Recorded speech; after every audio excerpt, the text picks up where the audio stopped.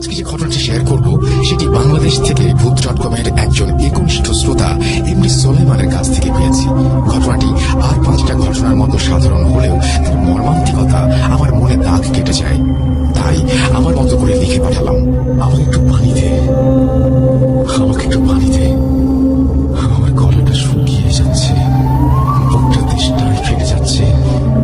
কিরে, কথা কানে ঢুকছে না। আচমকা একটা বিভৎস চিৎকারে চমকে গিয়ে রীতিমতো ভিমড়ি খেয়ে পড়েই যাচ্ছিলাম। সোয়া 2টার সময় একবার রাউন্ড দিয়ে সবে দরজার পাশে রাখা চেয়ারটায় একটু বসে ঝিমাচ্ছিলাম। মোবাইলের দিকে তাকাতেই দেখি সোয়া 3টার মতো বাজে। এক ঝলক সময়টা দেখতে না দেখতেই মোবাইলটা ধপ করে নিভে যায়। বুঝলাম সন্ধ্যার দিকে চার্জ না দিয়ে বেশ কিছুক্ষণ গান শোনার ফল। স্বপ্ন ভেবে উড়িয়ে দেব, ঠিক তক্ষুনি আবার সে চিৎকার ও ফিনফিনে গলায় পানি চাওয়ার অনুরোধ। কিন্তু এত রাতে কে পানি চায়, তাও আবার এই মর্গ ওয়ার্ডে? রোগীদের ওয়ার্ড তো এখান থেকে খানিকটা দূরে। রাতে আমরা 4 জন এবং ইমার্জেন্সি বিভাগে একজন ডাক্তার ছাড়া কেউ থাকে না। আর তারা নিজ নিজ স্থানে ডিউটি করছে, তারাই বা কেন এভাবে পানি চাইবে? ছোটবেলা থেকেই মেয়ে হওয়া সত্ত্বেও আমি একটু বেশি সাহসী ছিলাম। আর সায়েন্সের ছাত্রী হওয়ার দরুন কোনো অলৌকিক অতি প্রাকৃতিক কোনো কিছুর দিকেই আমার বিশ্বাস ছিল না। তাই মনের ভেতর কৌতূহলটা নিয়ে শব্দের উৎস খুঁজতে লাগলাম। এবারে পানি চাওয়ার সেই ব্যাকুলতা ধীর স্বরে হলেও ক্রমাগত কানে এসে বাঁধছিল।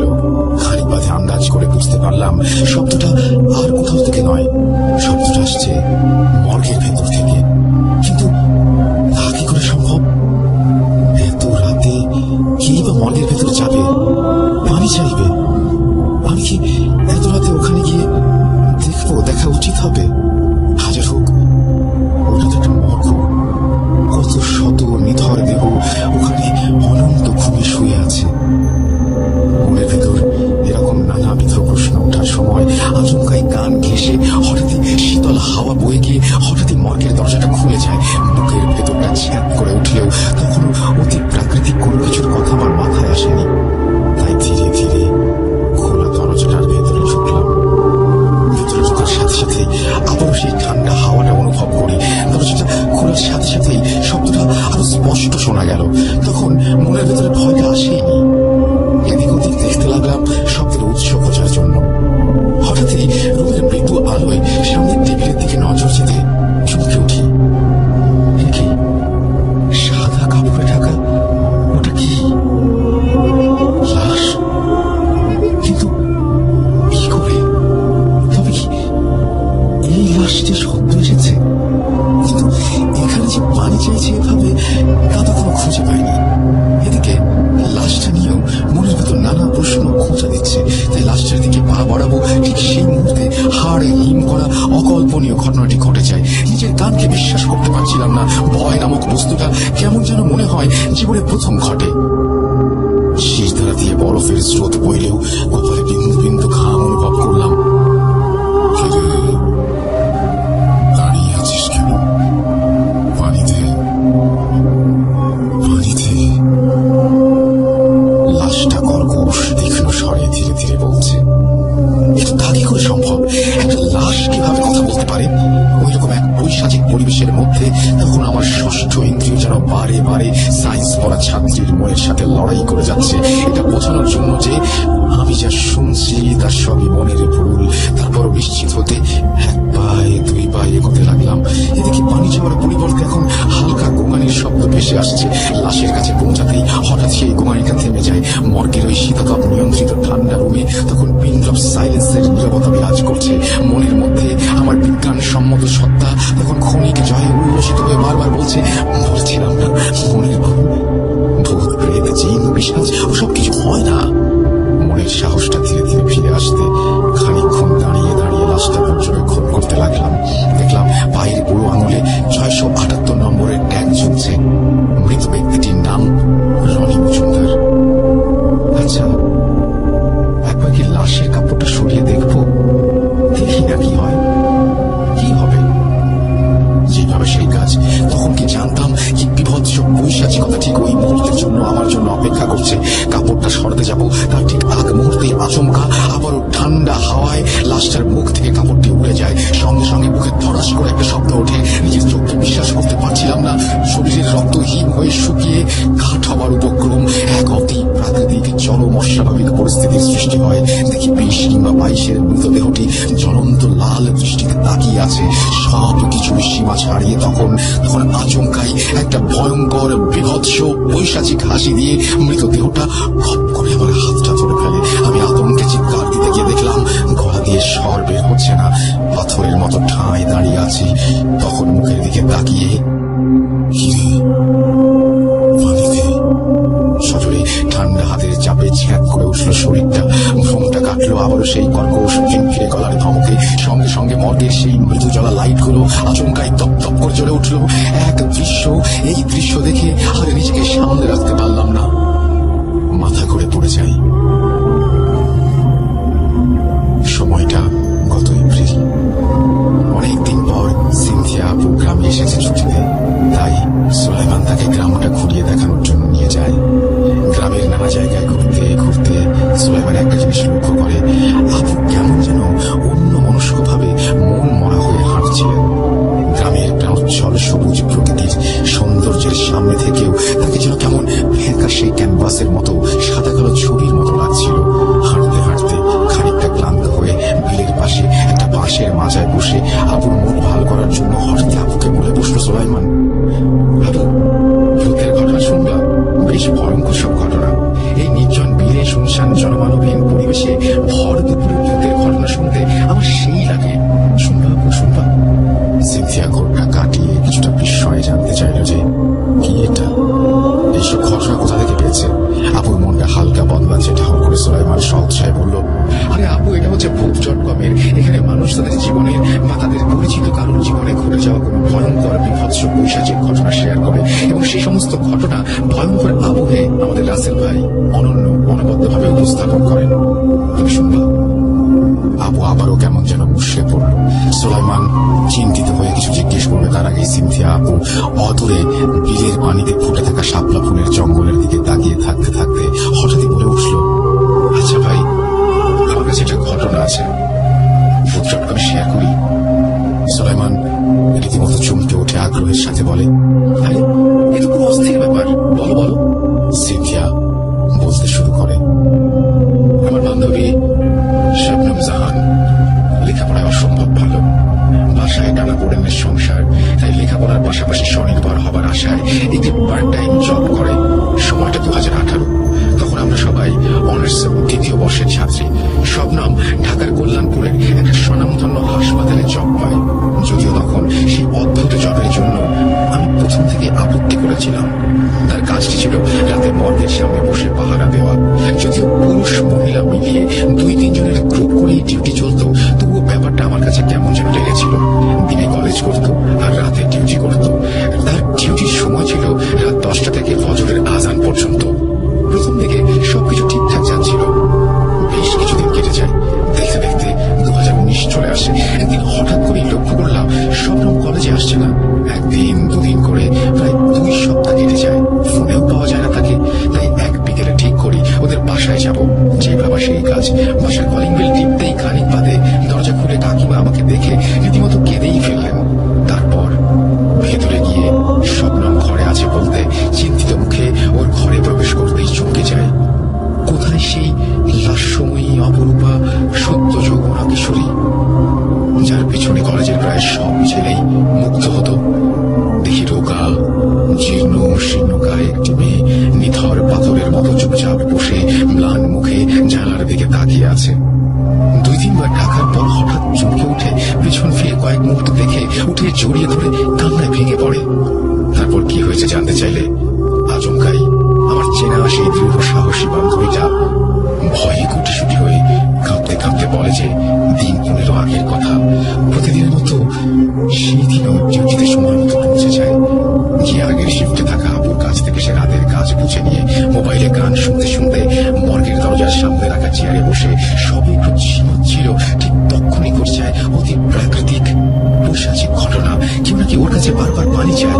সেই বিভৎস ঘটনার ভয়ঙ্কর অনুভূতিগুলো শেয়ার করতে করতে ভয়ে আতঙ্কে মাঝে মাঝে কেঁপে কেঁপে উঠে থমকে যাচ্ছিল শবনম। আমি অভয় দিয়ে বললাম, ভয় পাস না, আমি খুলে বলবো সমস্তটা স্বপ্ন কাঁপতে কাঁপতে বলতে শুরু করে।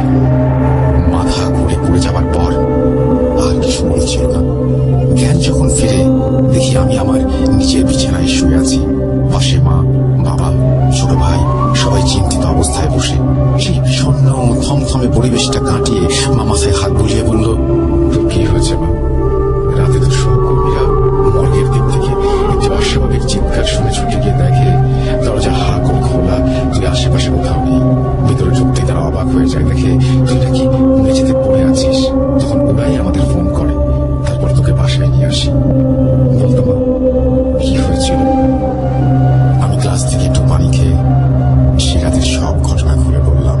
বাবা সঙ্গে সঙ্গে সূরা আয়াত পড়ে আমার মাথায় হাত বুলিয়ে দিয়ে বলে উঠলেন, এত রাতে তোর মর্গে টাকা ঠিক হয়নি।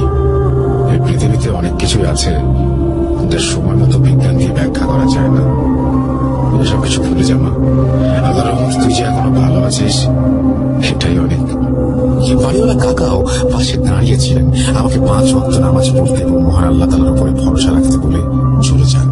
মা একটু স্যুপ খাইয়ে দেন, তারপর আমাকে আরো একটু আরাম করতে বলে একে একে সবাই চলে যায়। আমিও মনকে শক্ত করে গতকালের সেই পৈশাচিকতাকে একটি দুঃস্বপ্ন বলে উড়িয়ে খোলা জানালা দিয়ে স্নিগ্ধ প্রকৃতি দেখতে লাগলাম। কিন্তু তখন কি জানতাম পৈশাচিকতার সবে শুরু।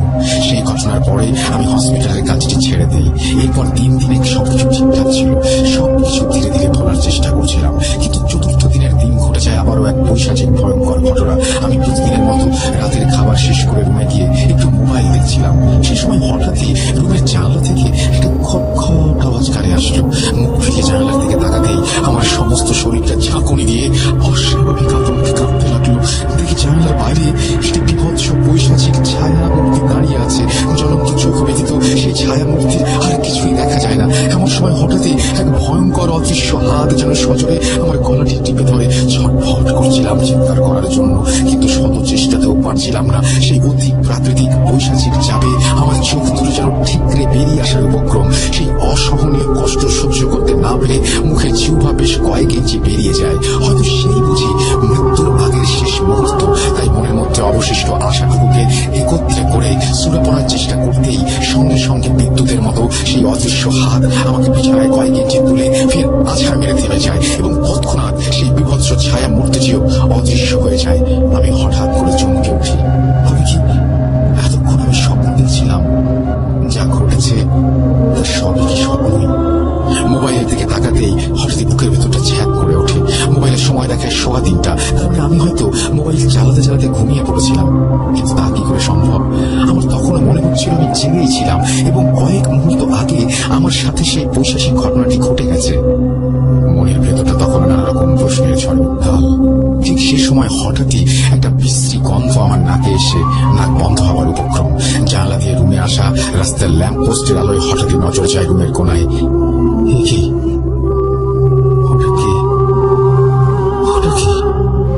সঙ্গে সঙ্গে মনে মনে বলে উঠলাম, দেখি কালো অভাবের নেই কিছু একটা দাঁড়িয়ে।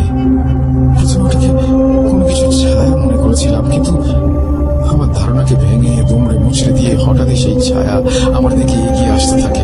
শরীরের প্রতিটি রক্তবিন্দু ভয়ে আতঙ্কে জমে হিম হয়ে আসে। সেই বিভৎস পৈশাচিক অবয়বটি যত আমার দিকে এগোচ্ছে দুর্গন্ধটি তত বেশি তীব্র হচ্ছে। আমি চিৎকার দিতে চাচ্ছিলাম, কিন্তু আমার মুখ দিয়ে একটা শব্দ বের হচ্ছে না। মুখের ঠিক সামনে আসতেই আতঙ্কে চমকে উঠে বুঝতে পারলাম, আরে কোথায় অবয়ব? এটা তো সেই রাতে দেখা সেই লাশটি। এই বিভৎস পৈশাচিকতা আমি আর সহ্য করতে পারছিলাম না। আমার সমস্ত শরীরটা তখন জমে কাঠ হয়ে গেছে। পানি খাই না অনেকদিন, এই বলে একটি ভয়ঙ্কর পৈশাচিক হাসি দিয়ে ওঠে। তারপর কি হয়েছিল আমার কিছু মনে নেই। সকালে উঠে দেখি আমি আমার রুমেই শুয়ে আছি। গলার কাছে ভীষণ ব্যথা অনুভব করলাম। বিছানা থেকে উঠে ফ্রেশ হতে গিয়ে দেখি গলার কাছে হালকা দাগ। সঙ্গে সঙ্গে চিৎকার দিয়ে উঠি। চিৎকার শুনে মা ছুটে আসেন রুমে। কি হলো? এরকম চিৎকার করে উঠলি কেন? মা আতঙ্কে বিস্তৃত হয়ে জানতে চান। গত রাতে সেই বিভীষিকাময় পরিস্থিতির কথা খুলে বলতে মা বলে, সবই নাকি আমার মনের ভুল। আমাকে একটু কম চিন্তা করতে বলে রুম থেকে বেরিয়ে যায়। বুঝলাম এভাবে বাসায় বসে থাকলে কিচ্ছু হবে না। তাই গরম গরম পরোটা নাস্তা করে কাউকে কিছু না বলে বেরিয়ে পড়লাম আবারও হসপিটালের উদ্দেশ্যে। লাশটির বিষয়ে সমস্ত তথ্য জোগাড় করতে হবে। সেখানে পৌঁছে মর্গের দায়িত্বপ্রাপ্ত কর্মকর্তাকে লাশটির ব্যাপারে জিজ্ঞেস করতে উনি জানান যে এই মাসের শুরুর দিকে লাশটিকে ওই মর্গে আনা হয়। ছেলেটির বয়স 22 বছর, বাসা কুষ্টিয়ায়। ছেলেটি নাকি তার বান্ধবীর কাছ থেকে সম্পর্ক ভাঙার আঘাত সহ্য করতে না পেরে আত্মঘাতী হয়। এর থেকে বেশি আর কিছু সে জানে না। সব কথা শুনে দুঃখে বিষণ্ণ মুখে বাসায় ফিরে। এই বলে শবনম থামে। এরপর বছরখানেক তেমন কিছু হয়নি, সবকিছু ঠিকঠাক চলছিল। শবনম ধীরে ধীরে কলেজে আসা শুরু করে। এরই মধ্যে 2020-এ করোনার লকডাউন শুরু হয়। ফলে আমাদের সাক্ষাৎ সেভাবে আর হয় না। ওরা তো লকডাউনের সমস্যার জন্য কোন রকমে ওদের গ্রামের বাড়ি চলে যায়। ফলে খারাপ নেটওয়ার্কের জন্য যোগাযোগ প্রায় বন্ধ হয়ে যায়। এই বলে সিনথিয়া থেমে আবারও মন মরা হয়ে বিলের পানির দিকে চুপচাপ তাকিয়ে থাকে। সুলাইমান রোমহর্ষক ঘটনার মাঝে আপুকে থামতে দেখে কি হারিয়ে যাওয়ায় ভয়ে পুনরায় যোগাযোগী করে ঘটনার বাকি অংশটুকু শুনতে চায়। সিনথিয়া কয়েক মুহূর্ত চুপ থেকে একটা দীর্ঘশ্বাস ফেলে আবারও বলতে শুরু করে, মাঝে মাঝে চেষ্টা করতাম যোগাযোগ করার, জানিস তো, কিন্তু কোনোভাবেই পারিনি। দেখতে দেখতে আরো একটা বছর কেটে গেল। লকডাউন তখন প্রায় শিথিল। এই করোনাকালে অনলাইনে পড়াশোনার একেবারে বেহাল অবস্থা। এত কিছুর মাঝেও শবনমের কথা মনে পড়লেই মনটা খারাপ হয়ে যেত। ওর গ্রামের নেটওয়ার্কের যা অবস্থা, অনলাইনে পড়াশোনা যে একেবারে শিখে উঠবে সে বিষয়ে কোনো সন্দেহই নেই। অথচ ওর মতো এরকম একজন মেধাবী ছাত্রী কি জানি কি করেছে। 2021-এর শেষের দিক, এতদিন পর কলেজটা সবে খুলেছে, কিছু বিধিনিষেধ মেনে। কলেজে গিয়ে এক একে সব সহপাঠীদের সঙ্গে দেখা হলেও দেখলাম শবনম আসেনি। দেখতে দেখতে এক সপ্তাহ কেটে গেল, কিন্তু শবনম না আসায় মনটা ভীষণ উদ্বিগ্ন হয়ে পড়েছে। কোন রকমে শবনমের গ্রামের বাড়ির ঠিকানা জোগাড় করে একদিন সকাল সকাল চলে যাই। বাস থেকে শবনমের গ্রামের বাস স্টপে যখন নামলাম তখন 10:15 মতো বাজে। নাম ও চেহারার বিবরণ দিয়ে কিছু মানুষকে জিজ্ঞেস করতে তারা আমতা আমতা করে থতমত খেয়ে রাস্তা দেখিয়ে দেওয়ার পর ঠাকুর করে যতক্ষণে শবনমের বাড়ি পৌঁছালাম ততক্ষণে বেলা মধ্যাহ্নের অভিমুখে। চীনের এক জেলার ঘরখানা বেশ অদ্ভুত দেখাচ্ছিল।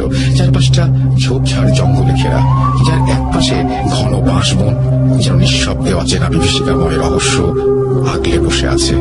অপর পাশে একটি ছোট পুকুর ও নানা রকম আম কাঁঠাল ফলের গাছ দিয়ে ঘেরা। গ্রাম থেকে একটু বাইরের দিকে বলেই বোধহয় পরিবেশটা খানিকটা থমথমে নিরিবিলি লাগছিল।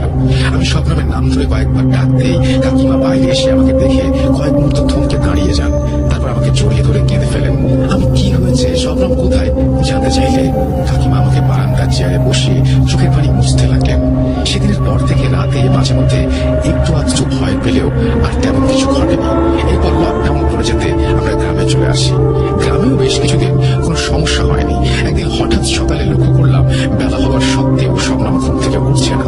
দেখতে দেখতে 10টা বেজে যাওয়ার পরও যখন ও ঘর থেকে বেরোলো না তখন মনটা কেমন যেন কু ডাকলো। ডাকাডাকি সত্ত্বেও কোনো উত্তর না পেয়ে আতঙ্কে দুশ্চিন্তায় কি করবো বুঝে উঠতে পারছিলাম না। তখন আব্বুও বাজারে গেছে, ছেলেটাও পাড়ায় খেলতে বেরিয়ে গেছে। ঘরে কিছুটা দূরে মইনুলের বাসায় গিয়ে তাকে ডেকে আনি। মইনুল এসে কোন রকমে দরজাটা ভাঙার পর ঘরের ভেতর আলো প্রবেশ করতেই আচমকা একটা বিকট চিৎকার ভেসে এলো। ভয়ে আমার গা শিরশির করে উঠল। সেই বিভৎস পৈশাচিকতায় বুকের ধরফরানিটা কয়েকশো গুণ বেড়ে গেছে। মইনুল আতঙ্কে কাঠ হয়ে দরজার মুখে দাঁড়িয়েছিল। দেখি শবনম ঘরের এক কোনায় বসে ছুরি দিয়ে কি জানি লিখছে। ওর চোখ দুটো যেন আগুনের গোলা, শরীরটা যেন এক রাতেই শিকড় হয়ে গেছে। দেখে মনে হয় অনেকদিন ঘুমায়নি। আমাদের দেখে বুক কাঁপানো একটা হাসি দিয়ে ফিনফিনে গলায় বলল, আম্মা, আমাকে একটু পানি দাও, জোর পিপাসা লেগেছে। মইনুল কাঁপতে কাঁপতে বলল, ভাবি, এটা কোনো সাধারণ বিষয় নয়, আপনি বরং একটা ভালো হুজুর ডাকেন। এই বলে আতঙ্কে দৌড়ে পালিয়ে যায়। ততক্ষণে ওর আব্বু ফিরে এসেছেন। সমস্ত ঘটনা শুনে এবং শবনমের অবস্থা দেখে কান্নায় ভেঙে পড়েন। খানিক বাদে শবনমকে ঘরে আটকে ওর আব্বু পাশের গ্রাম থেকে একজন হুজুরকে নিয়ে আসেন। হুজুর বাসায় পা রেখেই বলেন, বাতাসে বিশ্রী আসছে পচা দুর্গন্ধ, এখানে ভীষণ একটা খারাপ প্রকৃতির জিনাস তারা গেড়েছে। আমরা অবাক হয়ে শুনছিলাম, অথচ কেউ সেই মুহূর্তে ওরকম দুর্গন্ধটা টের পায়নি। তারপর হুজুরের কথা মতো মেঝেতে একটা জায়নামাজ বিছিয়ে শবনমকে নিয়ে এসে বসাতেই হঠাৎই ও আবারও সেই ভয়ঙ্কর বিভৎস কাজ ছমছমে পোশাচি গলায় বলে ওঠে, কি হুজুর, তুই এই জায়গায় কি করিস? তুই ওকে আমার থেকে আলাদা করতে পারবি না। না, ওকে আমার থেকে কেউ আলাদা করতে পারবে না। আমি ওর সাথে যা যা। এরপর হুজুর দোয়া পড়া শুরু করে, কিন্তু হুজুরের দোয়ায় কিছুই হয় না। ও সেই বিভৎস পোশাচি কণ্ঠে গর্জন করতে থাকে। খানিক বাদে হুজুর শবনমের ভেতর থাকা সেই পিশাচটির সব অজানা ভাষায় বলে, যা আমরা কিছুই বুঝতে পারছিলাম না। ওইভাবে বেশ কিছুক্ষণ কথোপকথন চলার পর হুজুর বললেন ওকে ঘরে নিয়ে যেতে। শবনমকে ঘরে রেখে আসার পর বারান্দায় আসতে দেখলাম হুজুর শুকনো মুখে শবনমের আব্বুকে বলছেন, আমাকে মাফ করে দিন, আমার দ্বারা এই শয়তানকে তাড়ানো সম্ভব না। আসলে সেদিন যে লাশটিকে শবনম দেখেছিল তার সাথে ঠিক কারেন্ট জিন ছিল, এবং যেদিন ওই রনি ছেলেটি আত্মহত্যা করে সেদিন ছিল লঘু অমাবস্যা। ফলে ওর কারেন্ট জিনটি আরো শক্তিশালী হয়ে ওঠে এবং তার নজর পড়ে শবনমের ওপর। ও শবনমকে নিয়ে যাবেই, আমাকে মাফ করে দিন। আমরা বিষণ্ণ মুখে কিছু বলবো তার আগে হুজুর তার পারিশ্রমিক না নিয়ে চলে যান। এরপর অনেক কবিরাজ দেখিয়েছি, কোনো লাভ হয়নি, কাজ হয়নি। একদিন রাতে বাইরে যাওয়ার জন্য উঠেছি, হঠাৎ করে শবনমের ঘর থেকে হাড় চিবানোর কর্মর কর্মর একটা শব্দ আসতে লাগলো। আমরা সবাই আতঙ্কে চমকে উঠি, ভয়ে ভয়ে পা টিপে গিয়ে ওর ঘরের দরজাটা খুলতে আতঙ্কে শিউরে উঠে চিৎকার দিতে গিয়েও পারি না, পাথরের মতো শব্দ হয়ে যায়। শবনম খাওয়া থামিয়ে আস্তে আস্তে মাথাটা তুলে আমার দিকে তাকানোর সঙ্গে সঙ্গেই একটা সাংঘাতিক ঘটনা ঘটে যায়। আমি অলৌকিক কিছুর সাথে ধাক্কা খেয়ে 4-5 হাত দূরে ছিটকে পড়ি। দেখি কোথায় শবনম, এজন্য সাক্ষাৎ নরপিশাচ একটি মুরগিকে আস্ত ছিঁড়ে ছিঁড়ে খাচ্ছে। তার ফলে দাঁত দিয়ে রক্ত চুইয়ে চুইয়ে পড়ছে, চোখে মুখে রক্তের ছিটে ফোটা। শবনমের আব্বু আমার পড়ে যাওয়ার শব্দ শুনে ছুটে এসে সেই বিভৎস দৃশ্য দেখে থম হয়ে যান। কয়েক মুহূর্ত পর হুজুরের দেয়া পানি পড়া নিয়ে এসে ছিটিয়ে দিতে দিতে কর্কশ কণ্ঠে একটা ভয়ঙ্কর চিৎকার দিয়ে শবনম অজ্ঞান হয়ে যায়। সেই থেকে আমরা ওকে সারাক্ষণ ঘরে বন্ধ করে রাখার সিদ্ধান্ত নেই। ওর ছোট ভাইটাও সারাক্ষণ ভয়ে ভয়ে থাকে এই সমস্ত কাণ্ড দেখে। তারপর থেকে নানা কবিরাজি দেখিয়েও যখন কোনো কাজ হয় না আমরা প্রায় সব আশা ছেড়ে দিই। দিন 15 আগের কথা, রাতে ওকে খাবার দিতে গিয়ে দেখি ঘরে কেউ নেই, অথচ দরজা বাইরে থেকে আটকানো ছিল। বলো গেল কোথায়?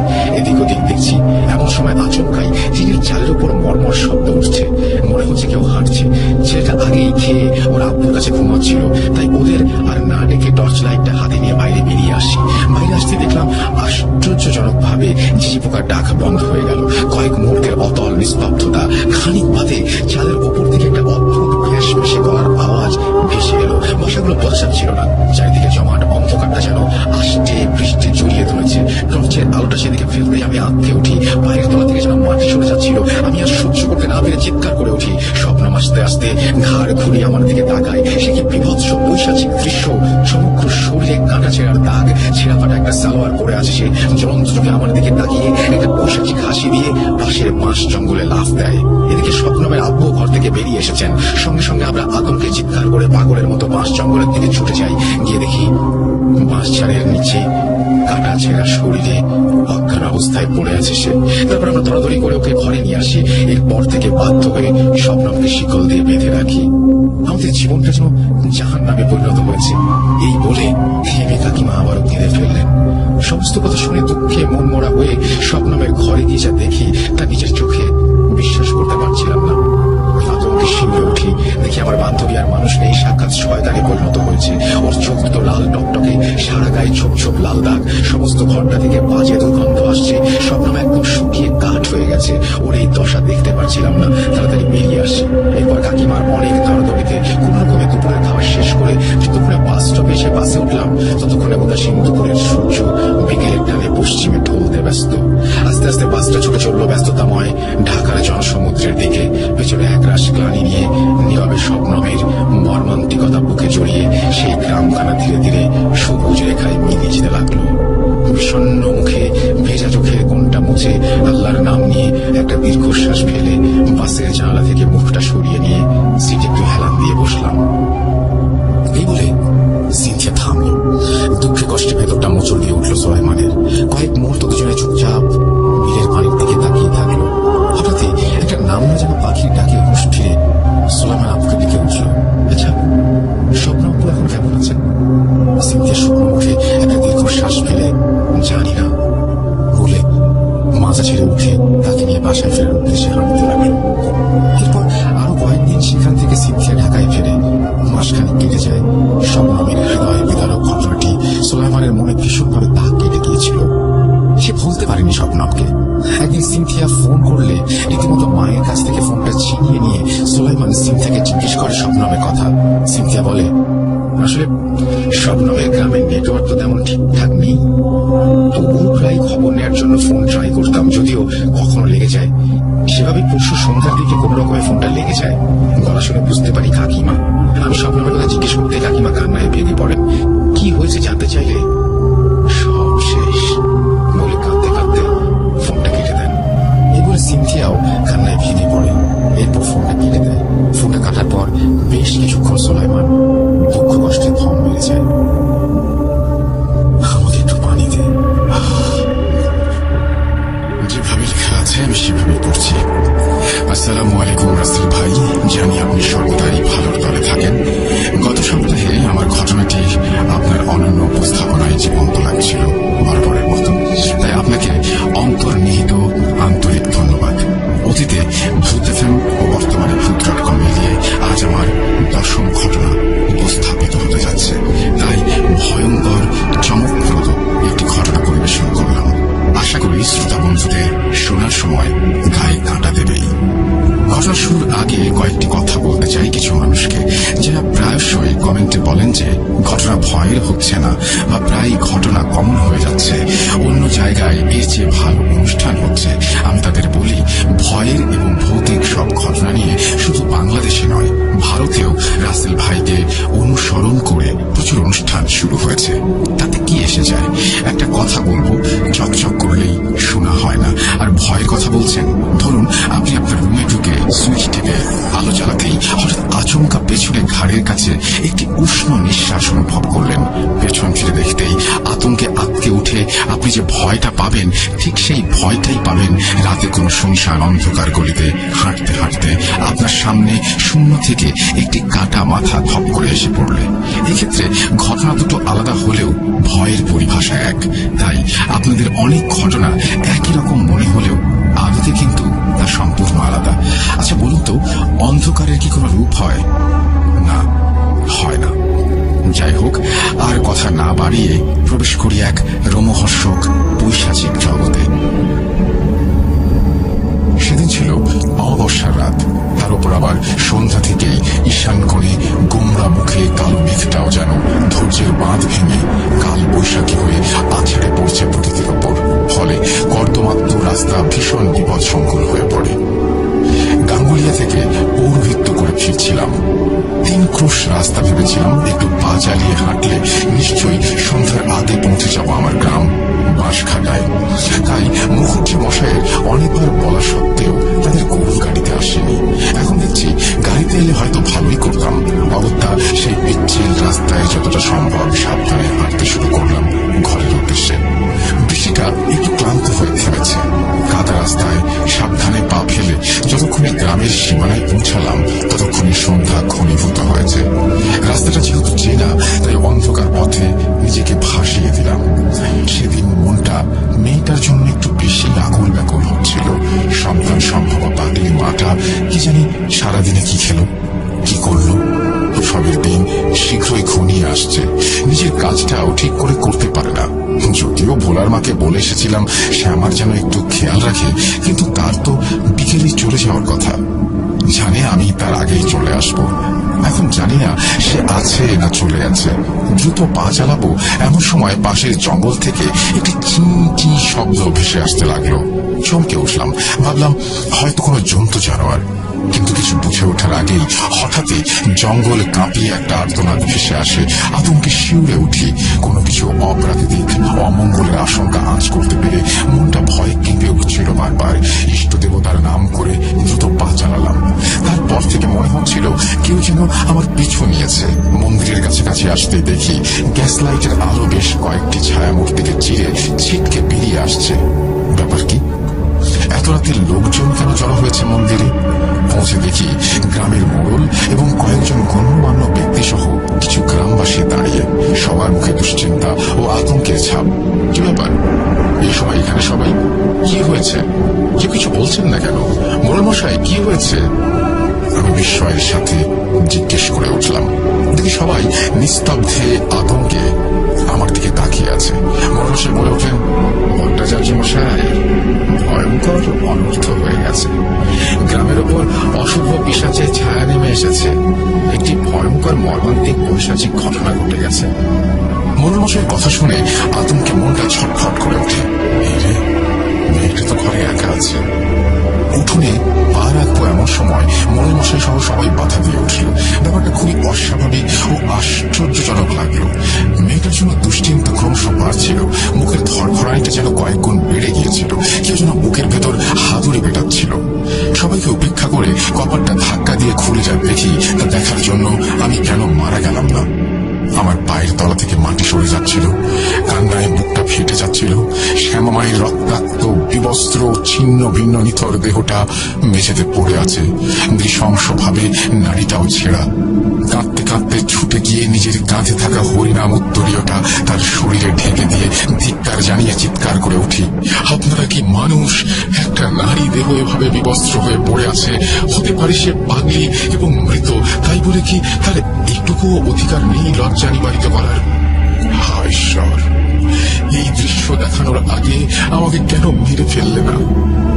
এখনো কেন আমার চোখ অন্ধ হলো না? কি দোষ ছিল আমার নিষ্পাপ মেয়ের? বলো, চুপ করে থেকো না। এমন সময় বাইরে মেঘের গর্জনের সাথে সাথে আবারও বৃষ্টি শুরু হলো। সেই সঙ্গে জঙ্গলের মধ্য থেকে পুনরায় চি চি শব্দ ও আর্তনাদ ভেসে আসতে গ্রামের লোকেরা ভয়ে যে যার মতো দৌড়ে অন্ধকারে মিলিয়ে গেল। মোড়লমশাই যাওয়ার আগে উদ্বিগ্ন ও গম্ভীর স্বরে বলে গেলেন, ভট্টাচার্য মশাই, পিশাচি পাগলিটাকে মেরে ওর পেটের বাচ্চাটাকে ছেড়ে খেয়ে ফেলেছে। ওই শুনতে পাচ্ছেন পিশাচের চিৎকার? তাই তো ভয়ে কেউ ওর কাছে যেতে পারেনি। আপনি তাড়াতাড়ি শাস্ত্র মতে ওর সৎকারের ব্যবস্থা করুন, আর দেখুন এই পিশাচকে কি করে আটকানো যায়। শ্যামামায়ের সৎকার শেষ করে যখন ঘাট থেকে স্নান করে উঠলাম, ততক্ষণে পূব আকাশে সেই অভিশপ্ত রাত্রির মায়া কাটিয়ে অপরাধী মুখে সূর্যটা যেন ম্লান দৃষ্টিতে তাকিয়ে আছে। এই বলে ভট্টাচার্য দাদু কিছুক্ষণ নীরব হয়ে অদূরে পতিত থাকা চিতাভস্যের দিকে তাকিয়ে বসে রইলেন। পশ্চিমের আকাশটা ধীরে ধীরে উদাসীন হয়ে যাচ্ছে। 2015 সেবার বিদেশ থেকে ফেরার সময় রাতে বাসের মধ্যে অশরীরী সমরেশের কাছ থেকে চা বাগানের মেয়েরূপী পিশাচিনীর কাহিনী শুনতে গিয়ে ভয়ঙ্কর অভিজ্ঞতা হয়েছিল, তা তো আপনারা সকলেই জানেন। আর তারপর থেকে আমার ভূত প্রেতের প্রতি ভয় ও বিশ্বাস আরো কয়েক গুণ বেড়ে গেছে। সেবার শ্বশুর বাড়িতে ছুটির বেশ কিছুদিন কাটিয়েছিলাম, ফলে স্বভাবতই বিভিন্ন সময় বিভিন্ন মানুষের সঙ্গে আলাপচারিতা ও আড্ডার আসর বসত। সেরকমই ওখানকার শ্মশান কালী মন্দিরের পুরোহিত প্রায় বছর 80 নিবারণ ভট্টাচার্য প্রিয়ার ভট্টাচার্য দাদুর সাথে বসে আলাপ হয়ে যায় বেশ। আর যেহেতু উনি শ্মশানেই থাকেন, তাই ওনার কাছ থেকে যে অলৌকিক ঘটনার সম্ভার থাকবে সে বিষয়ে কোনো সন্দেহ নেই। এই ভেবে এক বিকেলে আমি, প্রিয়া ও তার দুজন কাজিন মিলে হাজির হই তার কুটিরে। এখানে বলে রাখি, ভট্টাচার্য দাদুর 3 কুলে কেউ ছিল না, তাই বহু বছর আগে তৎকালীন গ্রাম প্রধানের তত্ত্বাবধানে মন্দিরের পাশেই শ্মশানের কাছে তার বাসযোগ্য একটি ছোট্ট কুটির বানিয়ে দেওয়া হয়েছিল। ভট্টাচার্য দাদু সেই থেকে ওখানেই থাকেন। গ্রামের একজন পরিচারিকা সকাল বিকাল এসে তার সমস্ত কাজ করে দিয়ে যায়। ভট্টাচার্য দাদু আমাদের দেখে খুব খুশি হলেন।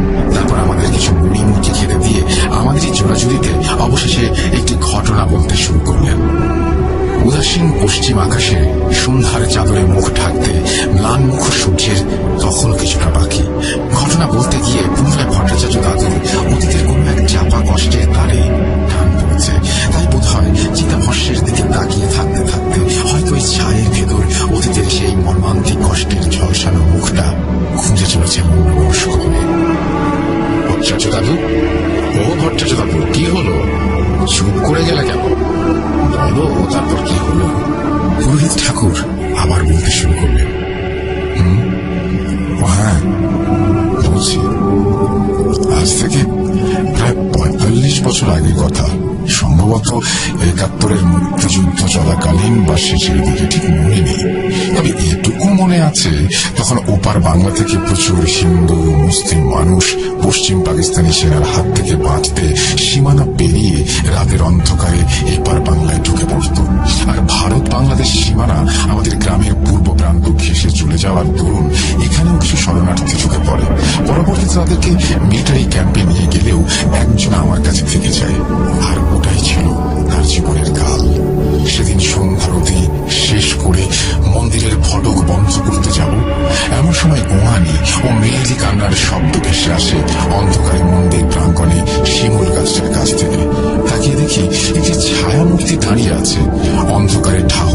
ছিল না। লণ্ঠন হাতে কাছে গিয়ে দেখি একটি মেয়ে দাঁড়িয়ে, পরনে ছেঁড়া ফাটা সালোয়ার কামিজ, রুক্ষ সূক্ষ্ম চুল। দেখে মনে হয় বছর 16-17 কিশোরী। ওকে, ও কোথা থেকে এসেছে জিজ্ঞেস করতে ওর স্বভাব আচরণ ও ভিত্তিহীন জড়ানো পেঁচানো ওপার বাংলার আমতা আমতা কথা শুনে আন্দাজ করতে পারলাম যে মেয়েটির মস্তিষ্ক বিকারগ্রস্ত এবং ওপার বাংলা থেকে আসা শরণার্থীদের সাথে বোধহয় এবারে ঢুকেছে। এখন কোনো কারণে সঙ্গ হারিয়ে এই মন্দির প্রাঙ্গণে এসে পড়েছে। হয়তো মেয়েটিকে সেখানেই ফেলে রেখে চলে যেতাম, কিন্তু হঠাৎই মেয়েটি মূর্ছা যাওয়ার উপক্রম হলে কাছে গিয়ে ওকে ধীরে ধীরে মন্দিরের সিঁড়ির উপর বসাতে গিয়ে লক্ষ্য করলাম যে মেয়েটির উদর খানিকটা স্ফীত, সম্ভবত অন্তঃসত্ত্বা। তাই ওকে সেই ঠান্ডায় আর বাইরে বসিয়ে না রেখে আমার কুটিরে নিয়ে যাই। পরদিন সকালে প্রথমে গ্রামের কবিরাজ ঘোষাল খুড়োকে ও পরে মোড়ল মশাইকে খবর দেই, এবং তিনিও আমাদের গ্রামের দক্ষিণ পূর্বে মাইলখানিক দূরে অবস্থিত মিলিটারি ক্যাম্পের তৎকালীন ক্যাপ্টেন সাহেবকে খবর দেন। একটু বেলার দিকে তারা এলে আগের রাতের সমস্ত ঘটনা তাদেরকে খুলে বলি। পাগলিটা দাঁড়ানেই বসেছিল। ঘোষাল খুড়ো কিছু পরীক্ষা নিরীক্ষা করে খানিক বাদে জানালেন যে মেয়েটি 5 মাসের অন্তঃসত্ত্বা। এরপর একটা দীর্ঘশ্বাস ফেলে তৎকালীন পশ্চিম পাকিস্তানি সেনাদের ধিক্কার জানিয়ে ক্যাপ্টেন সাহেব যখন পাগলিটাকে নিয়ে যেতে প্রস্তুত হলেন, তখন আমি ওনাকে একটা অনুরোধ করে বসলাম উনি যেন পাগলিটাকে আমার কাছে রাখার অনুমতি দেন। যেহেতু ক্যাম্পে এত ভিড়, তাই এই অন্তঃসত্ত্বা পাগলিটা ঠিক মতো চিকিৎসা ও দেখভালের অভাবে পড়ে যেতে পারে। পরে মোড়ল মশাইয়ের কিছুটা আপত্তি থাকলেও ক্যাপ্টেন সাহেবের সম্মতির জন্য চুপ থাকেন।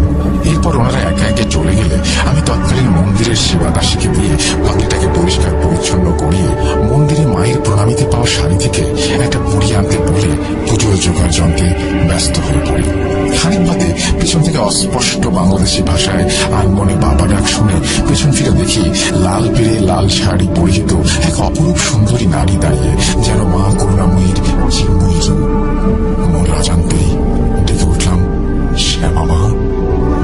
সেই থেকে পাগলিটার নাম মায়ের নামে রাখি শ্যামা। এরপর থেকে ঘোষাল খুড়োর ওষুধ আর আমাদের সেবা শুশ্রূষায় শ্যামা মা ধীরে ধীরে সুস্থ হয়ে উঠেছিল, আর ওর ভেতর বেড়ে ওঠা নবপ্রাণটাও ধীরে ধীরে বড় হচ্ছিল। আমি প্রায়ই শ্যামাকে বলতাম, ছেলে হলে শিবাই আর মেয়ে হলে সরস্বতী নাম রাখবো। যদিও গ্রামের কিছু বাজে ছেলে পুলে দল বেঁধে মাঝে মাঝে মন্দিরে এসে শ্যামাকে ঠাপাতে লাগলো, কিন্তু তাও বন্ধ হয় ক্যাপ্টেন সাহেবের নজরদারিতে। সেই থেকে সবকিছু ঠিকই যাচ্ছিল, কিন্তু অদৃষ্টে অন্য কিছু লেখা ছিল, তাই সুখ হয়তো বেশি দিন টেকেনি। নরকের কীট পিশাচের হাতে তার প্রাণটা বের যায়। এই বলে ভট্টাচার্য দাদু আবারও থামলেন। চোখের কোনায় যেন এতদিনের চাপা বেদনার গরল অশ্রু ঝরে পড়ছিল। আমরা সবাই বলে উঠলাম, কষ্ট পেও না, যা হবার তা বহু বছর আগে হয়ে গেছে। এখন বলো সেই পিশাচের কি হলো? ভেজা চোখের কোণটা গামছা দিয়ে মুছে আবারও বলতে শুরু করলেন ভট্টাচার্য দাদু। দেখতে দেখতে 1 মাস কেটে যায়। সেই পিশাচের আর্তনাদ ও চিঠি শব্দ এক একবার গ্রামের কেউ শুনতে পেলেও আর কেউ মারা যায়নি।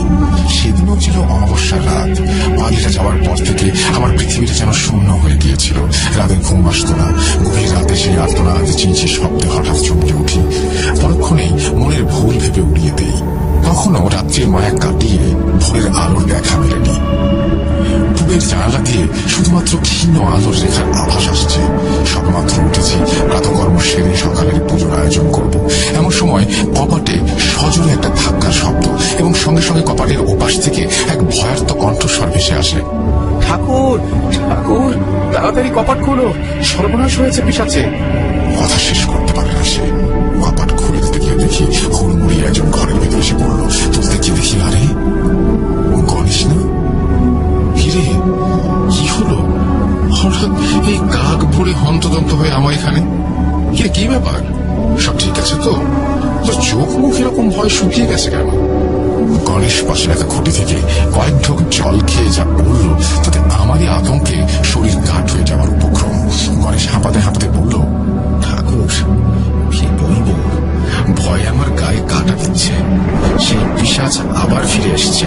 উত্তরপাড়ার হারুগো, হারুলাল, ওই যে মাধব গোসাইয়ের ছেলে, পিশাচ থেকে মেরে ফেলেছে ঠাকুর। সে কি ভয়ঙ্কর দৃশ্য, তাকানোই যায় না। ও পাড়ার রতন গো, প্রতিদিনের মতো প্রাকৃতিক ডাকে সাড়া দিয়ে পুবের খাল পাড়ের জঙ্গলে গিয়ে সবে বসেছে। এমন সময় মাথায় 2-3 ফোঁটা জলের মতো কিছু একটা টকটক করে পড়তেই হাত দিয়ে মুছতে গিয়ে দেখে হাতে লালচে রঙের চ্যাটচ্যাটে তরল কি যেন একটা লেগে আছে।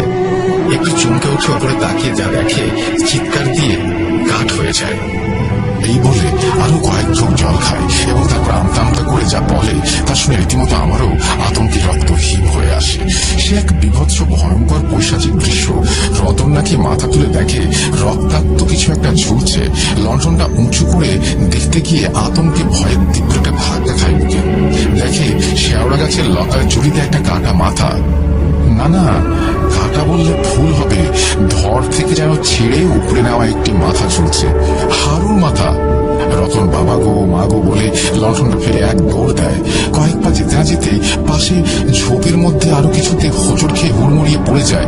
সেই ফ্যাকাশে অন্ধকারে ও হাতড়ে হাতড়ে যা অনুভব করে তারপর আর নিজেকে ধরে রাখতে পারেনি। চিৎকার দিয়ে অজ্ঞান হয়ে লুটিয়ে পড়ে।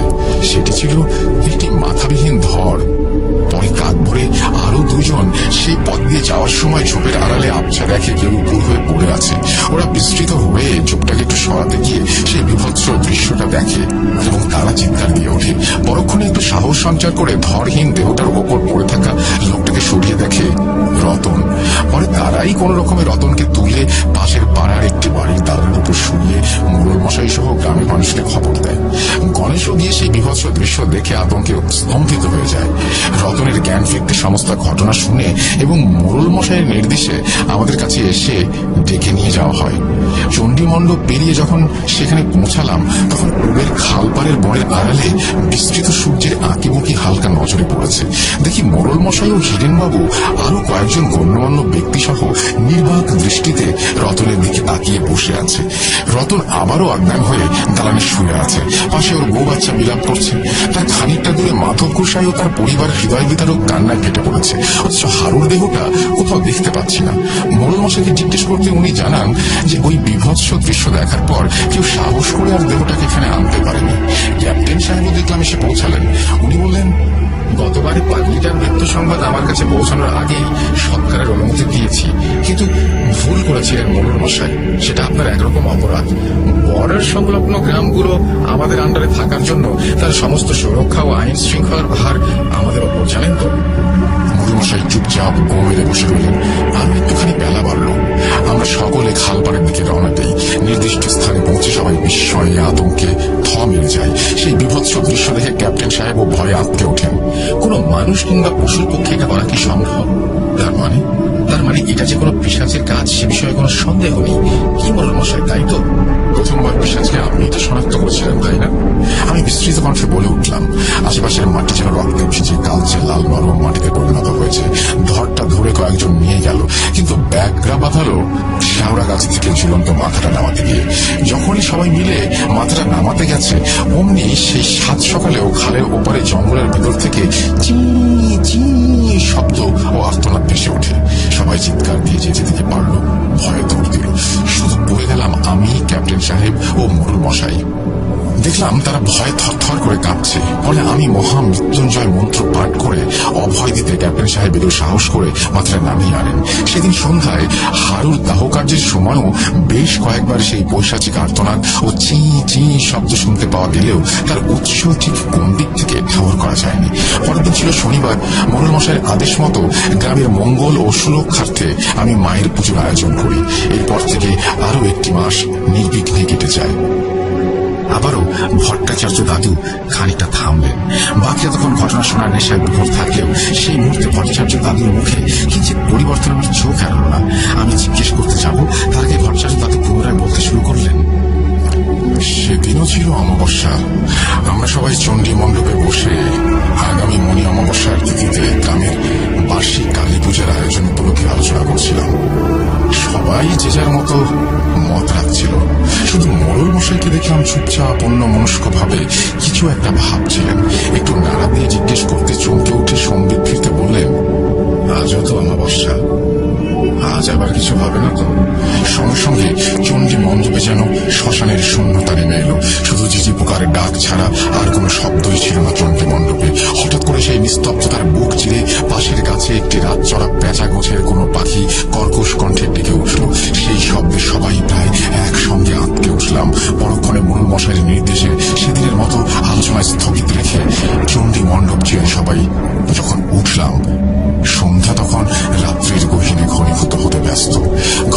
পর থেকে মনটা বড্ড অস্বস্তি লাগছিল। সে রাতে নিস্তব্ধতায় কেন যেন অশনি সংকেত অনুভব করছিলাম।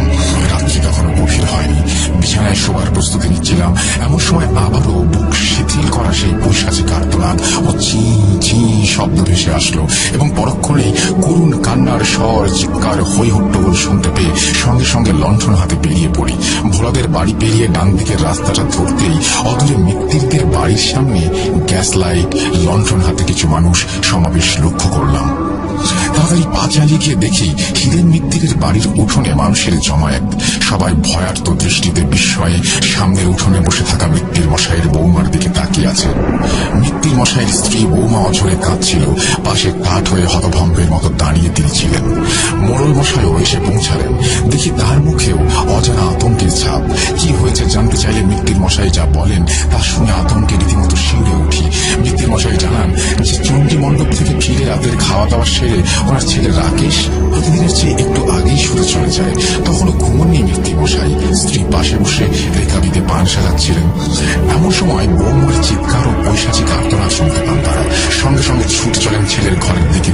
তারা ভয়ে বিস্ময়ে অবাক হয়ে যান। দেখেন বৌমা পাগলের ন্যায় চিৎকার করে কাঁদছে, রাকেশ কোথাও নেই। ভাঙা জানালার দিকে তাকিয়ে আতঙ্কে দুজনে চমকে ওঠেন। সমস্ত ঘটনা জানতে চাইলে বৌমা কাঁদতে কাঁদতে জানায় যে সবার খাওয়া দাওয়া শেষ হবার পর রান্নাঘর গুছিয়ে সে যখন শোবার ঘরে যায়, দেখে রাকেশ পাথরের মতো ঠায় বসে পশ্চিমের জানালার দিকে তাকিয়ে আছে। সেদিকে একবার দিকে মুখ ফিরিয়ে নিয়ে রাকেশের দিকে তাকাতেই সে আতঙ্কে শিউরে ওঠে, কয়েক পা ছিটকে পিছিয়ে যায়। সেই সঙ্গে হ্যারিকেনটা ধাক্কা লেগে মাটিতে পড়ে ভেঙে চৌচির হয়ে যায়। বোমা দেখে রাকেশের চোখ নিশ্চল পাথর, যেন ঠিকরে বেরিয়ে আসছে, সাথে দু চোখ বেয়ে রক্ত টপ টপ করে পড়ছে। সেই অতি প্রাকৃতিক অবস্থা আঁচ করে ওঠার আগেই সঙ্গে সঙ্গে চি চি শব্দ ও ভয়ঙ্কর বৈশাখী আর্তনাদ পেছন থেকে ভেসে আসে। মুহূর্তে জানালার শিখগুলো মরমর করে ভাঙতে থাকে। আতঙ্কে চিৎকার করেছে যখন পেছনে দেখে, যা দেখে তা দেখার জন্য সে মোটেও প্রস্তুত ছিল না। দেখে জানালার শিখগুলো ভাগ করে একটি বিভৎস বৈশাখী কালো ধোঁয়ার ন্যায় মূর্তি ঘরে প্রবেশ করেছে। পরনে ধুতির মতো কিছু একটা সাদা কাপড় পরা, দুটি জ্বলন্ত চক্ষু গহ্বর ব্যতীত আর কোনো অস্তিত্বই বোঝা যাচ্ছিল না। সেই বৈশাখী কথা আন্দাজ করে ওঠার আগেই পিশাচটা রাকেশের একটি পা ধরে হিঁচড়াতে হিঁচড়াতে জানালার ভাগ দিয়ে বেরিয়ে অন্ধকারে অদৃশ্য হয়ে যায়। মিত্তির মশাইয়ের কথা শেষ হতে না হতেই চণ্ডী মণ্ডপের দিক থেকে আবারও সেই বৈশাখী আর্তনাদ ও চি চি শব্দটা ভেসে আসে। তড়িঘড়ি করে সবাই মিলে সেখানে গিয়ে পৌঁছাতেই যে বিভৎস দৃশ্য দেখি, তা দেখে রীতিমতো বাবা গো মা গো বলে কয়েকজন পড়িকি মরি করে হাতের লণ্ঠন ফণ্ঠন সব ফেলে দৌড়ে অন্ধকারে মিলিয়ে যায়। মিত্তির মশাই আর সহ্য করতে না পেরে অজ্ঞান হয়ে যান। মোড়ল মশাই সহ বাকি সবাই ঠক ঠক করে কাঁপছিলেন। সমগ্র চণ্ডী মণ্ডপের চাতালটা তাজা রক্তে ভিজে গেছে। তার মাঝখানে রাকেশের ছেঁড়া মাথাটা পড়ে আছে, কিন্তু ধরটা কোথায় সেটা না দেখতে পেয়ে এদিক ওদিক তাকাচ্ছিলাম। এমন সময় গাছের ওপর থেকে থপ করে রাকেশের মাথাবিহীন ধরটা চাতালের ওপর এসে পড়ল। শিউরে উঠে ওপরের দিকে তাকাতেই সবাই লক্ষ্য করলাম সেই জ্বলন্ত দুটি চোখ আমাদের দিকে কয়েক মুহূর্ত তাকিয়ে বৈশাখী আর্তনাদ ও চিচি শব্দ করতে অদৃশ্য হয়ে যায়। পরদিন ক্যাপ্টেন সাহেব সহ গ্রামবাসীদের সামনে রাকেশের দাহ কাজ শেষ করে উঠতে বেলা হয়ে যায়। এই বলে ভট্টাচার্য দাদু থেমে পাশে খানিক আগে রেখে যাওয়া চায়ের কাপটা তুলে নিয়ে একটা চুমুক দিলেন। আমরাও নিজে নিজে চায়ের কাপে চুমুক দিয়ে পরক্ষণে বলে উঠলাম, আচ্ছা সেই পিশাচটিকে কি কোনোভাবে আটকানো সম্ভব হচ্ছিল না? নির্মম ভাবে এতগুলো প্রাণ নিল। নির্মম? হ্যাঁ, আমার শ্যামা মায়ের প্রাণটাও নৃশংসভাবে নিয়েছিল। এই বলে একটা দীর্ঘশ্বাস ফেলে আবারও বলতে শুরু করলেন। ঘাট কাজ শেষ করে আমরা সবাই যখন চণ্ডী মণ্ডপে এসে বসে চিড়ে বাতাসা খেতে খেতে আলোচনায় বসলাম, ততক্ষণে প্রায় মধ্য গগনে সূর্যের তীব্র দৃষ্টি বর্ষিত হচ্ছে। ক্যাপ্টেন সাহেব বলে উঠলেন যে এবার থেকে প্রতি অমাবস্যায় তিনি পাহারা বসাবেন গ্রামে। এমন ভাবে তো চলা সম্ভব না। মোড়ল মশাই চুপচাপ অন্য মনস্ক ভাবে কিছু একটা ভাবছিলেন, লক্ষ্য করলাম। সে বিষয়ে তার রায় জানতে যাব তার আগে তিনি রীতিমতো উন্মাদের মতো চেঁচিয়ে বলে উঠলেন, না না, ওসব পাহাড়ে কিছু হবে না। আমি এই গ্রামে আর কাউকে মরতে দেব না। আমি কালই তারাপীঠ গিয়ে তান্ত্রিক বাবাকে নিয়ে আসবো, উনি শেষ ভরসা। আমরা সবিস্ময়ে জানতে চাইলাম উনি কি করতে চাইছেন। প্রত্যুত্তরে মোড়ল মশাই আতঙ্কের সহিত জানান যে কে জানে সামনের অমাবস্যায় কার কপালে শনি নামছে, তাই আরো একটা অঘটন ঘটার আগে উনি তান্ত্রিক বাবাকে দিয়ে এই পিশাচকে শেষ করবেন। আসলে ওনার ছেলে রাঘব ও রাকেশ একই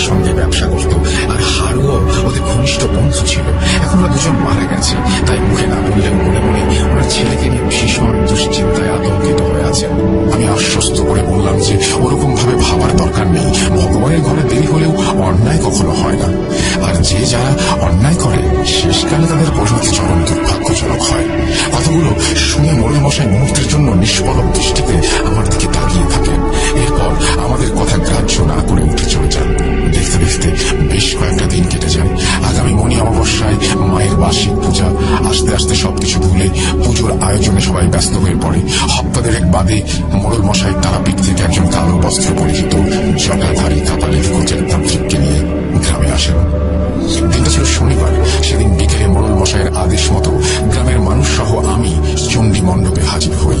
গিয়ে দেখি হলুদ, কালো তিল, সরিষা, সিঁদুর ও আরো কিছু সামগ্রী রাকেশের মাথাটির চাপেলের যে জায়গায় পড়েছিল ঠিক সেই জায়গায় বৃত্তাকার করে তার মাঝখানে বসে কি সব উদ্ভট উদ্ভট মন্ত্র পড়ছিল তান্ত্রিকটি। এইভাবে প্রায় ঘন্টাখানেক চলার পর হঠাৎই উঠে দাঁড়ায় সে। তারপর ঝোলা থেকে একটি মরার খুলি বের করে তার মধ্যে মন্ত্রপুত জল ভরে সেই জল আস্তে আস্তে মাটিতে ফেলতে লাগলো এবং বলল ওই জল নাকি যেদিকে গুলিয়ে যাবে সেদিকে আমাদের অনুসরণ করতে হবে। সেই অলৌকিক খেলা বেশ কিছুক্ষণ চলার পর আমরা পেছন পেছন গিয়ে যে জায়গায় পৌঁছালাম তা হলো শ্মশানের ওই যে দক্ষিণ প্রান্তে পুরনো অসত্য গাছটা দেখছো তার ঠিক নিচে। আমরা সবাই অবাক হয়ে নিজেদের মুখ চাওয়াচাবি করছি। এমন সময় দেখি তান্ত্রিকটি বম তারা বলে সেই জল ছিটিয়ে দিয়ে গাছটাকে আরো 3 বার প্রদক্ষিণ করে। তারপর একটি লাল সুতো দিয়ে অসত্য গাছটাকে 3 পাকে বেড় দিয়ে বেঁধে সাথে সাথে মনে হলো সেই চিঁচি শব্দটা ক্ষণিক শুনতে পেলাম। অথচ বাকিদের মুখের ভাব ভাব দেখে মনে হচ্ছিল না যে তারা শুনতে পেয়েছিল কিনা। এক রাশভারী কর্কশ গম্ভীর কণ্ঠস্বরে খানিক বাদে সেই তান্ত্রিকটি বলে উঠল, চিন্তার কোনো কারণ নেই, পিশাচটা এই গাছেই থাকে।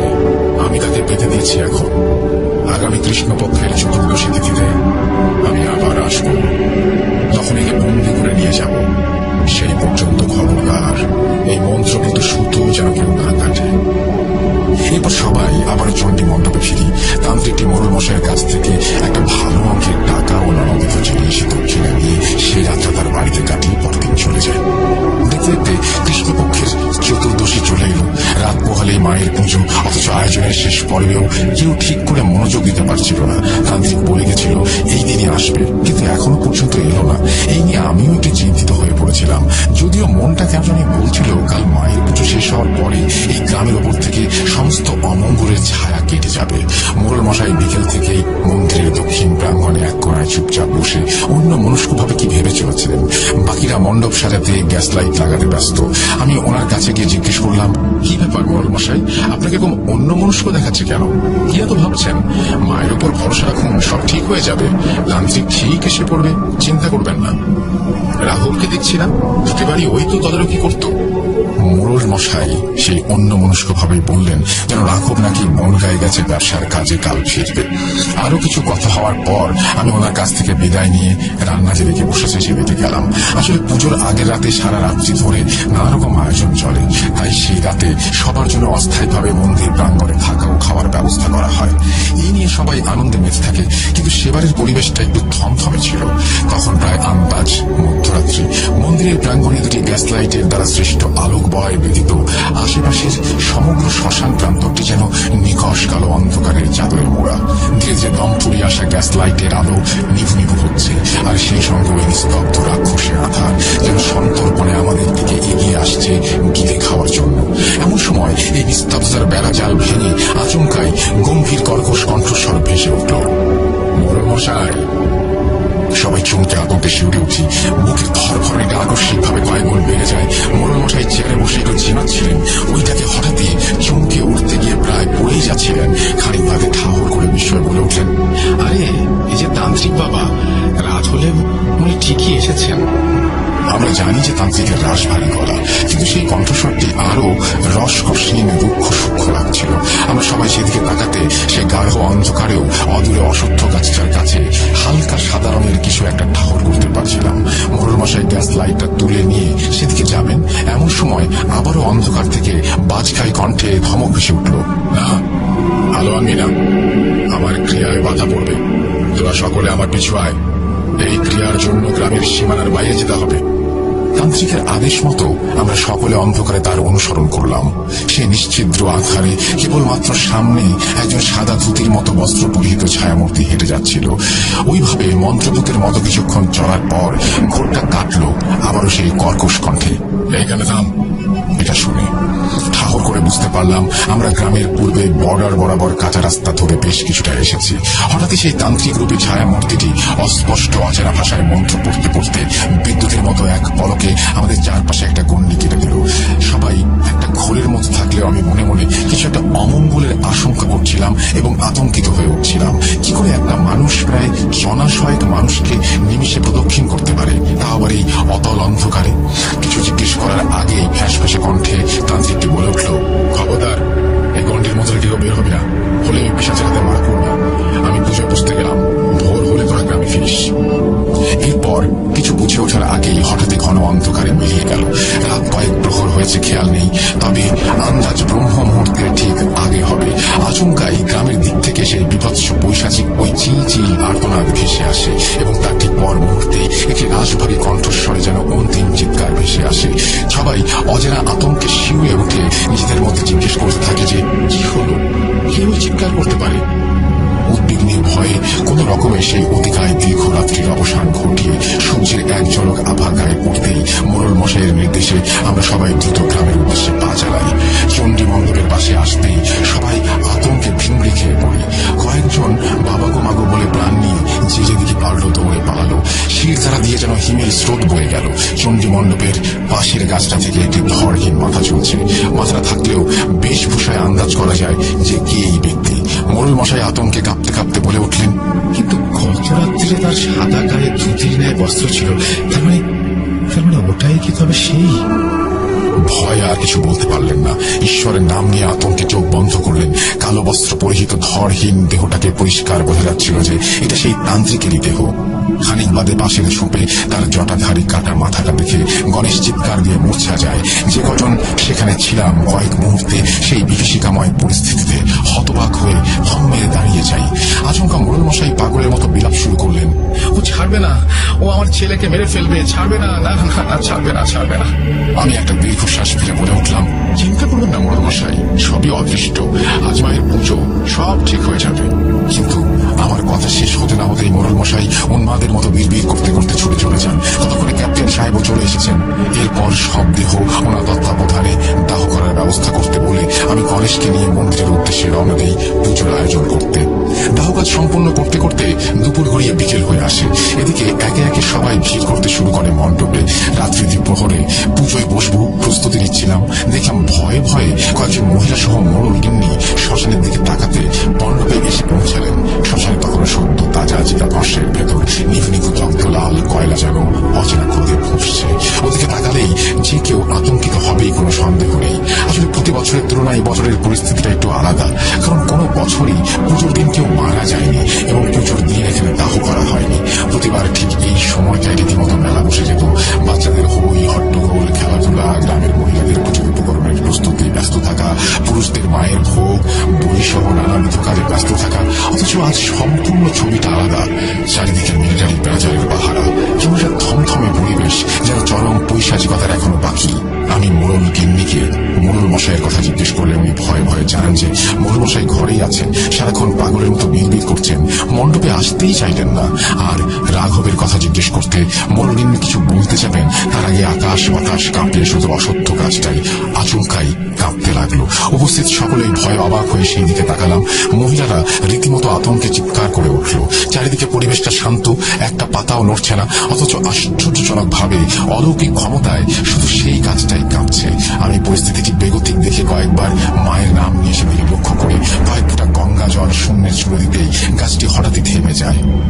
এরপর কয়েক সেকেন্ডের অতল নিস্তব্ধতা। সবাই পালানোর উপক্রম করলে রীতিমতো ধমক দিয়ে ওদের বোঝাই যেটা মায়ের স্থান, এখানে কোনো অশুভ শক্তি আসতে পারবে না। তাই পুজো ছেড়ে যাওয়ার পরিবর্তে সবাই যেন এক মনে মাকে স্মরণ করে পুজোতে অংশগ্রহণ করে। প্রতিবার মোড়ল মশাইয়ের ছেলে রাঘবই বলে দিত এবং ওই দিকের সমস্ত আয়োজনটা সামলাতো। কিন্তু এবারে ও না থাকায় বলির দিকটা আয়োজন করতে বলে আমি ঘরে গেলাম কাপড় বদলাতে। সন্ধ্যা ধীরে ধীরে রাত্রিতে ঘনীভূত হচ্ছে। একে একে সমস্ত গ্যাস লাইট গুলো জ্বলতে শুরু করেছে। এমন সময় হঠাৎই সেই পরিচিত চি চি শব্দ গায়ে দেওয়ার মতো বৈশাখী আর্তনাদ শুনে ঘর থেকে বেরিয়ে আসি। দেখি আতঙ্কে বাইরে শোরগোল পড়ে গেছে। আমি বাইরে এসে শান্ত হতে বলতেই আমাকে দেখে আচমকাই সবাই যেন বিস্ময়ের মন্ত্রমুগ্ধের মতো চুপ করে দাঁড়িয়ে যায়। গণেশ কাঁপতে কাঁপতে প্রশ্ন করে, ঠাকুর, এই কি বেশভূষা আপনার? এর আগে তো আপনার এই বেশভূষায় দেখিনি। দেখলাম কয়েক সেকেন্ড আগে ঘটে যাওয়া বৈশাখী কথা ভুলে সবাই বিস্ময়ে জিজ্ঞাসু দৃষ্টিতে আমার দিকে তাকিয়ে আছে। পরিকল্পনা মাফিক সেদিনের পুজো অন্য বছরের ন্যায় সাধারণ ছিল না, তাই সেই বিশেষ পুজোর জন্য বিশেষ বস্ত্র পরেছিলাম। আমার শরীরে ছিল রক্ত জবার মতো টকটকে লাল ধুতি, দুই বাহু গলায় ছিল রুদ্রাক্ষের মালা, কপালে ছিল একটি বিশেষ ছাই ভস্যের টিকা। আমি গম্ভীর কণ্ঠস্বরে ওদেরকে আশ্বস্ত করে পুজোয় বসলাম। পুজো যখন গমগমিয়ে চলছে, কাসর ঘণ্টা ঢাক করতলে চারিদিকে মুখরিত, ধূপ ধুনোর গন্ধে চারিদিকে সুবাসিত, অহরহ ঘিয়ের সংযোজনে যজ্ঞকুণ্ডের আগুন যখন আকাশ চুম্বি, ক্যাপ্টেন সাহেবও তার পাহারার আরো এক প্রস্থ মহড়া করে এসে মণ্ডপের কাছে রাখা চেয়ারে বসেছেন। রাত্রি দ্বিপ্রহর সবে শুরু।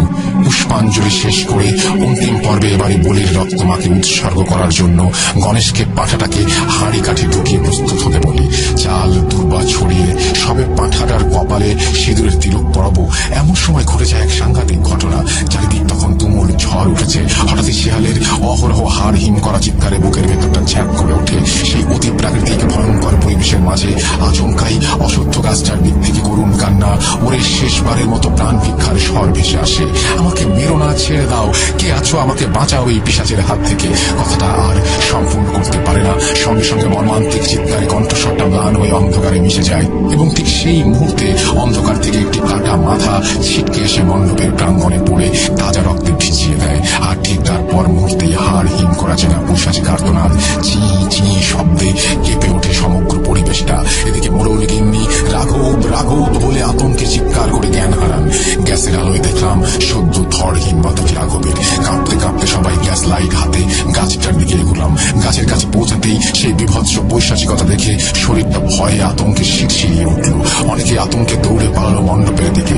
শরীরে রক্ত জমাট বাঁধার উপক্রম। তখনও টপ টপ করে পড়ছে মাটিতে।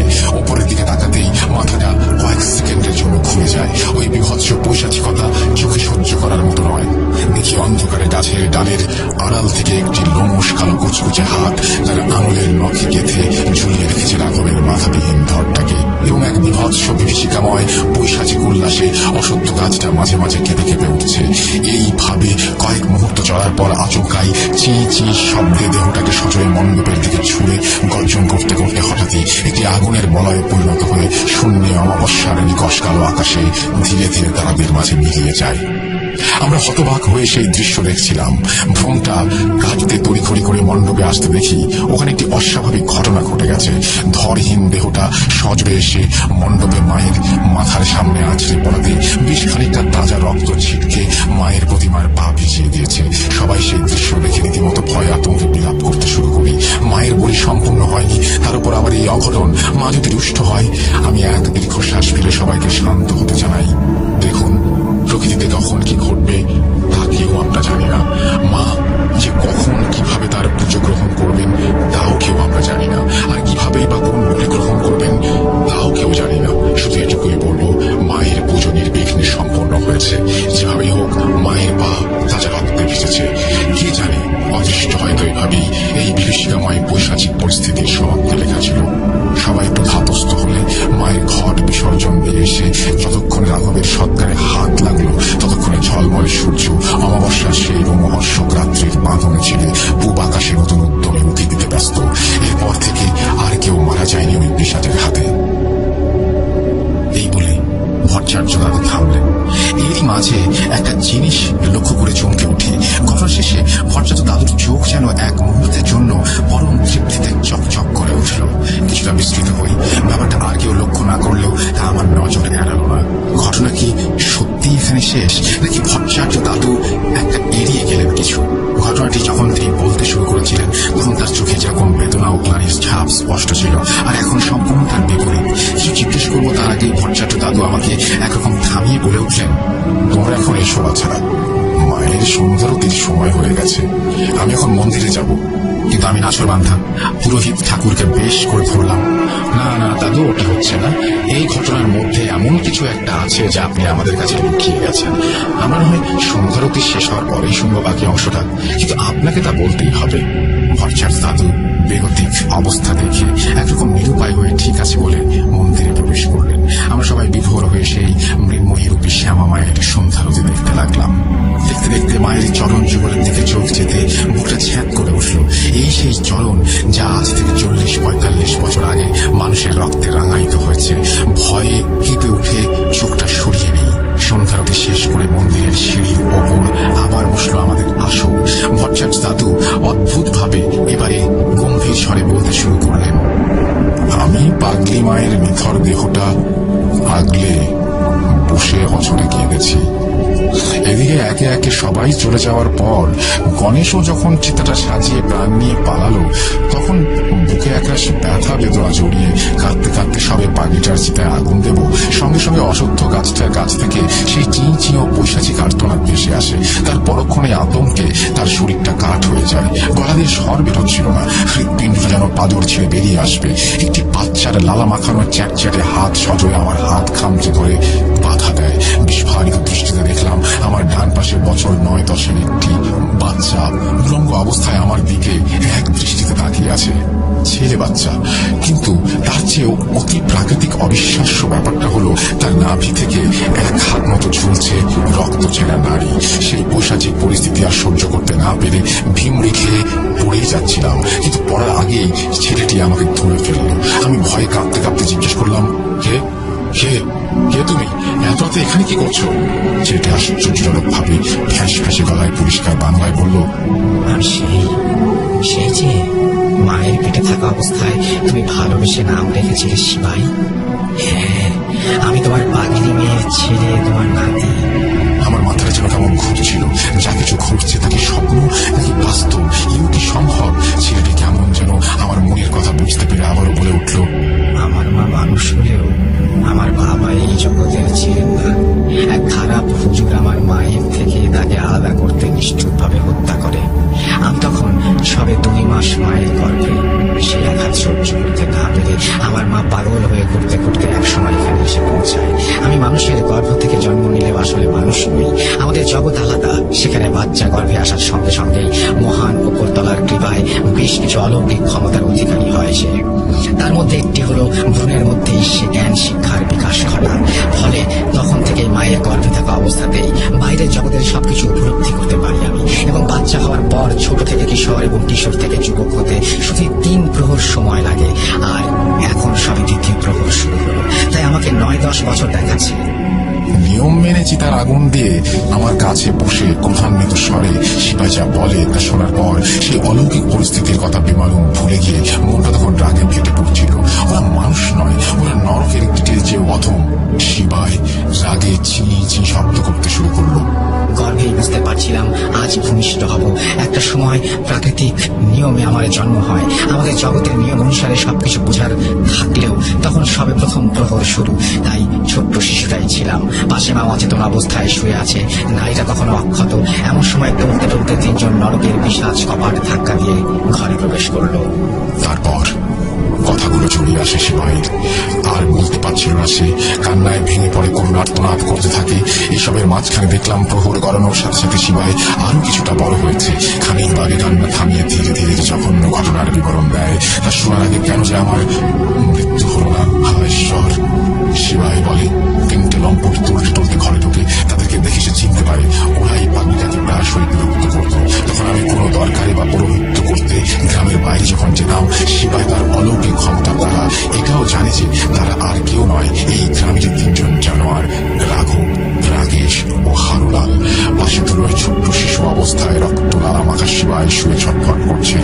শয়তান পশুগুলোর মধ্যে থেকে হারু এক হ্যাঁচকা টান দিয়ে নাড়িটা ছিঁড়ে দেয়। এরপর কুৎসিত একটা হাসি দিয়ে রাগেশ শিবাইয়ের একটা পা ধরে ঝুলিয়ে নিয়ে গিয়ে ওই অসত্যের গাছটার পাশে ছপে ফেলে দেয়, যাতে সন্ধ্যা হতে না হতে শেয়ালের দল এসে ছিঁড়ে খেয়ে সাবার করে। এরপর অচেতন পাগলিটার সাথে নরকের কীর্তির চলে নির্মম পৈশাচিক খেলা। ছোট্ট শিবাই ঝোপের আড়ালে প্রহরের সাথে সাথে একটু একটু করে বড় হচ্ছিল, আর সেই মায়ের করুণার্তনাদ অসহায় ভাবে শুনছিল। কিছু করতে না পেরে ক্রোধে চি চি করে ওঠে, চিৎকার করছিল সে। সেই জঘন্য নোংরা পাপের প্রতিবাদে প্রকৃতিও যেন অঝরে কেঁদে বৃষ্টির ধরিত্রীর বুক ভাসাচ্ছিল। এইভাবে বেশ কিছুক্ষণ চলার পর একটি মাছ পড়ার শব্দে পাগলিটা অন্তিম আর্তনাদ শেষ নিঃশ্বাস ছেড়ে প্রকৃতির সাথে মিশে যায়। এরপর ওই হিংস্র জন্তুর দল উল্লাস ঘর ছেড়ে বেরিয়ে গ্রামের দিকে চলে যায়। সন্ধ্যা ঘনিয়ে এসেছে, ততক্ষণে শিবা একটু একটু করে হাঁটতে শুরু করেছে। ঘরের দিকে যাবে তার আগেই দেখে মোড়ল মশাই কিছু লোকজনকে সঙ্গে করে গ্যাস লাইট হাতে হাজির হন এবং সবার মধ্যে রটিয়ে দেন পাগলিকে নাকি পিশাচে মেরেছে। রাঘব নাকি এই পথ দিয়ে যাওয়ার সময় হঠাৎ চিঁচি শব্দ আর্তনাদ শুনে তাকে খবর দেয়। শিবাই আর নিজেকে সামনে রাখতে না পেরে রাগে ক্ষোভে চিঁচি শব্দে আর্তনাদ করে ওঠে। এরপর গ্রামের পাশে জঙ্গলে আমার জন্য অপেক্ষা করে। সৎকার শেষ করে আমরা যতক্ষণে ঘরে এলাম ততক্ষণে সেই অভিশপ্ত রাত্রির কালিমা মুছে ধীরে ধীরে উজ্জ্বল হচ্ছিল।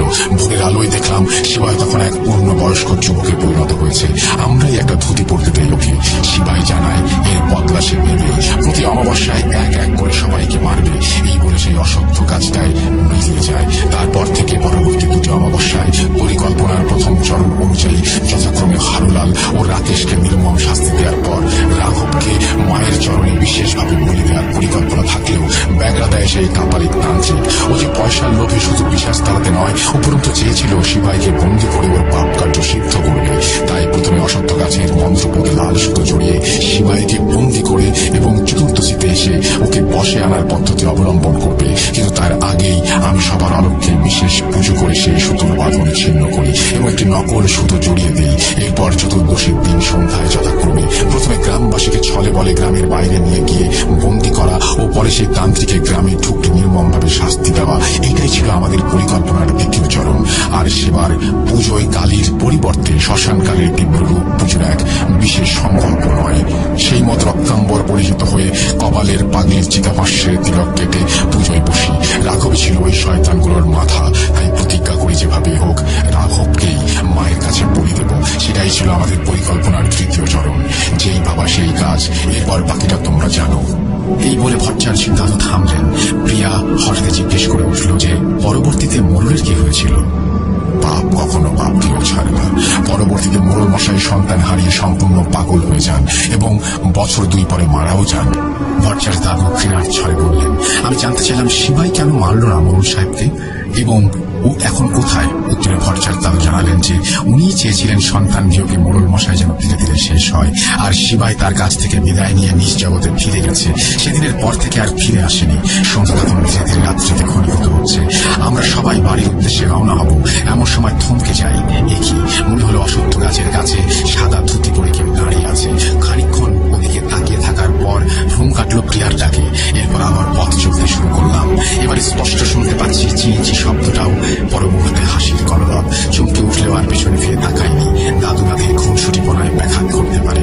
প্রকৃতির অমোঘ নিয়মে এমন অনেক কিছুই ঘটে যার ব্যাখ্যা দেওয়া বা বিশ্লেষণ করা সম্ভব নয়। তাদেরকে তাদের মতোই ছেড়ে দিতে হয়। এর পর যে কদিন শ্বশুর বাড়িতে ছিলাম ভট্টাচার্য